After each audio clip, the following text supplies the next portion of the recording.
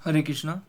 श्रीमद् भगवद गीता के श्रद्धात्रय विभागों को आगे पढ़ते हैं। सबसे पहले श्रद्धा पर चर्चा की जाती है। श्री कृष्ण अर्जुन से कहते हैं कि व्यक्ति के वर्तमान जीवन में उसके स्वभाव और उसके मन से जुड़े पिछले जन्मों के संस्कार के कारण श्रद्धा उत्पन्न होती है। जीवन की सभी गतिविधियां लगभग श्रद्धा पर ही निर्भर करती है। एक आस्तिक की श्रद्धा कहती है कि भगवान है और एक नास्तिक की श्रद्धा कहती है कि भगवान नहीं है। यदि कोई किसी सिद्धांत का प्रस्ताव करे और फिर यह कह दे कि उसे अपने प्रस्ताव पर श्रद्धा नहीं है, तो यह केवल कपट कहलाता है। श्री कृष्ण कहते हैं कि जब किसी की श्रद्धा सत्व गुण में होती है, तब वे देवी देवताओं जैसे श्री गणेश, शिव, सूर्य, इंद्र, सरस्वती इत्यादि की पूजा करते हैं। जब किसी की श्रद्धा तमोगुण में होती है, तब वे निसर्ग के सत्व की या पूर्वजों की पूजा करते हैं। इस वर्ग के लोगों में मानवतावादी एवं अनिश्वरवादी भी सम्मिलित हैं। जब किसी की श्रद्धा तमोगुण में होती है, तो वे भूत प्रेत की पूजा करते हैं। पूजा के ये सभी प्रकार आज के संसार में प्रचलित है।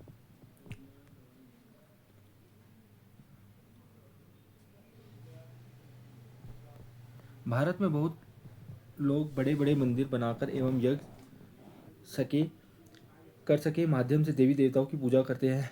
सुदूर पूर्वीय देशों में पूर्वजों की पूजा बुद्ध धर्म, शिंतो धर्म और ताओ धर्म के अनुयायियों में अत्यंत ही लोकप्रिय है। इसी प्रकार यूरोप में, अमेरिका में वैज्ञानिकों, राजनेताओं, सैनिकों और फिल्म स्टारों, रॉक सितारों जैसे लोगों को सम्मानित करने के लिए बड़े बड़े इमारत खड़े किए जाते हैं।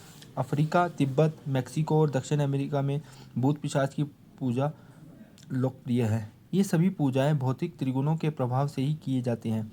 अतः यह निष्कर्ष निकलता है कि वेदों के नियमों की उपेक्षा करने के कारण देवी देवताओं, पूर्वजों, प्रसिद्ध व्यक्तियों, भूतों, प्रेतों इत्यादि की पूजा पारलौकिक स्तर पर नहीं है।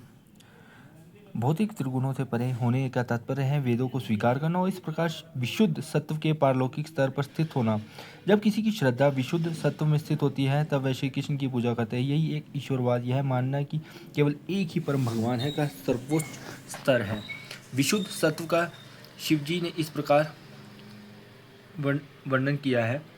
श्री कृष्ण की आराधना विशुद्ध सत्व में स्थित होकर किया जाना चाहिए। विशुद्ध सत्व ऐसे शुद्ध चेतना का स्तर है जिसमें वासुदेव के नाम से विदित परम सत्य बिना किसी अच्छादान के व्यक्त होते हैं। शुद्ध चेतना के स्तर पर व्यक्ति सर्वोच्च प्रकार की श्रद्धा, निर्गुण श्रद्धा से निर्देशित होता है, जो भौतिक प्रकृति के गुणों से बिल्कुल ही अदूषित है।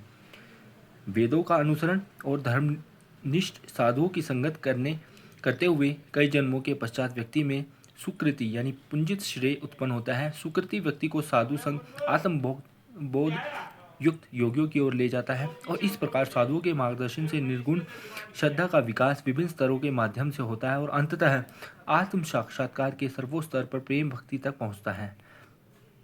निर्गुण श्रद्धा एक भक्ति योगी के हृदय में उदय होती है और उसे पारलौकिक अघोषज क्षेत्र में परम सत्य को देखने, सुनने एवं अनुभव करने में सक्षम बनाती है। निर्गुण श्रद्धा वह है जो श्री कृष्ण की अनुभूति प्राप्त कराती है। उसी तरह जैसे कि एक बिजली की चमक रात के अंधेरे में सावन के बादलों के आकार को व्यक्त करती है। रात के अंधेरे में बादलों को देखा नहीं जा सकता, लेकिन जब बिजली चमकती है, बादलों का आकार दिखाई देता है। उसी तरह जब निर्गुण श्रद्धा योगी के हृदय में उदय होती है, तब वे सौंदर्य के उस अनुपम रूप को देख पाते हैं जो श्री कृष्ण का स्वयं रूप है। निर्गुण श्रद्धा से मार्गदर्शित भक्ति योग अनुभव करते हैं कि वे कृष्ण के लिए ही बने हैं और वे उनसे स्वतंत्र नहीं हैं। गुणातीत परम पुरुष को समझने की प्रक्रिया कुछ ऐसी होती है कि व्यक्ति को लगना चाहिए कि पूर्ण रूप से श्री कृष्ण पर निर्भर है।